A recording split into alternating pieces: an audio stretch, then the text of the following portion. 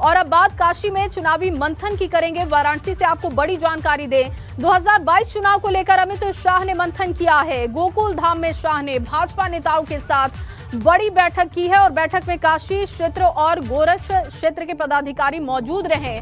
राजनीतिक समीकरणों पर बड़ी चर्चा हुई, जिसमें चुनाव की तैयारियों को जानने के साथ टिकट बंटवारे का फीडबैक भी शाह ने लिया है।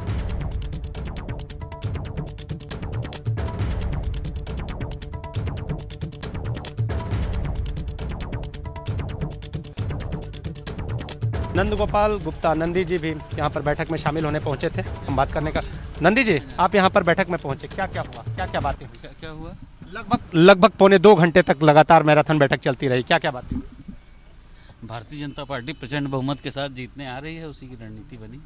2 क्षेत्रों की यहाँ पर टीम पूरी तरह से मौजूद थी, कई बड़े चेहरे भी थे, आप भी मौजूद थे, तो क्या मंत्र क्या मिला?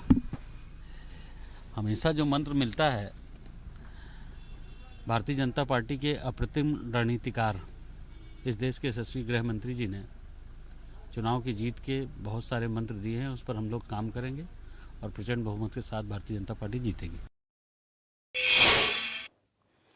तो नंदगोपाल नंदी का दावा है कि बड़ी बहुमत से जीत बीजेपी की होने जा रही है। अमित शाह के साथ बैठक में रीता बहुगुणा जोशी भी मौजूद रहीं, उनसे भी बात की है हमारे संवाददाता नीतीश पांडे ने। आइए आपको सुनवाते हैं।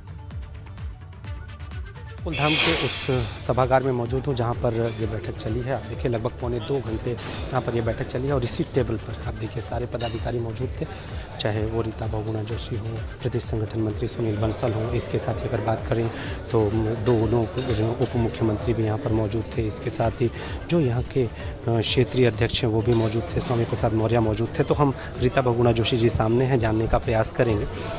रीता जी, जो ये बैठक हुई है उद्देश्य क्या था? लगभग पौने 2 घंटे, काशी क्षेत्र और गोरक्ष क्षेत्र 2 क्षेत्रों के पदाधिकारी, क्या चर्चा क्या? पार्टी बैठक थी, हमारे नेता आए थे, हम उनके साथ बैठे, चर्चा हुई, संगठन की चर्चा हुई, चुनाव के बारे में चर्चा हुई, बस वही है। अपनी मीटिंग थी, उसमें सार्वजनिक चर्चा करने की आवश्यकता नहीं। अपनी मीटिंग में कुछ मंत्र भी मिले होंगे, कुछ तैयारियों को लेकर? देखिए सभी अनुभवी लोग हैं, मंत्र का कोई प्रश्न ही नहीं है। जो अभी यात्राएं चल रही हैं उनकी समीक्षा हुई है, संगठन की समीक्षा है, बस ऐसे संगठन की समीक्षा हुई है। ये रीता बहुगुणा जोशी जी यहाँ पर मौजूद थी।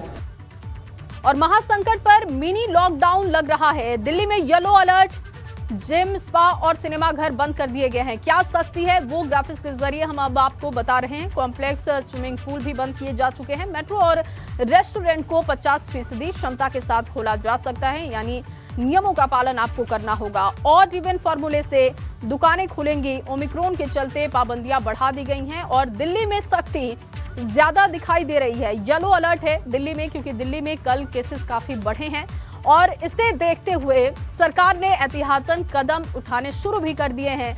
मेट्रो रेस्टोरेंट को 50% क्षमता की इजाजत है, जबकि और इवन फॉर्मूले से दुकानें खुलेंगी। और इसके साथ साथ आपको बताएं कि ओमिक्रॉन के चलते ये तमाम पाबंदियां बढ़ाई गई हैं। यूपी में भी कोरोना का कहर लगातार बढ़ता हुआ दिखाई दे रहा है। पिछले 24 घंटे की अगर हम बात करते हैं, 80 मामले रिकॉर्ड हुए हैं। अब कैसे ये मामले बढ़े हैं, कहां पर कितने मामले रहे हैं, उसकी जानकारी अब आपको दे रहे हैं। देखिए, नोएडा में 24 केसेस हैं, गाजियाबाद में 12 केस, लखनऊ में 11 और एक्टिव केसेस की संख्या की बात की जाए तो 392 ये संख्या है। तो लखनऊ में 11 केसेस हैं, गाजियाबाद में 12, नोएडा में 24 और एक्टिव केसेस कुल मिलाकर 392 इस वक्त है। पिछले 24 घंटे में 80 केसेस रिकॉर्ड किए गए और उत्तर प्रदेश में भी कोरोना का मामला, कोरोना के कहर को बढ़ते हुए देखा जा रहा है और इसे देखते हुए अब सरकार की तरफ से सख्ती भी बढ़ाई जा रही है। एक बड़ी मीटिंग इसको लेकर आज होने जा रही है और इस मीटिंग के बाद किस तरीके की सख्ती होती है, किस तरीके की पाबंदियां देखने को मिलती है, इस पर भी हमारी नजर होगी।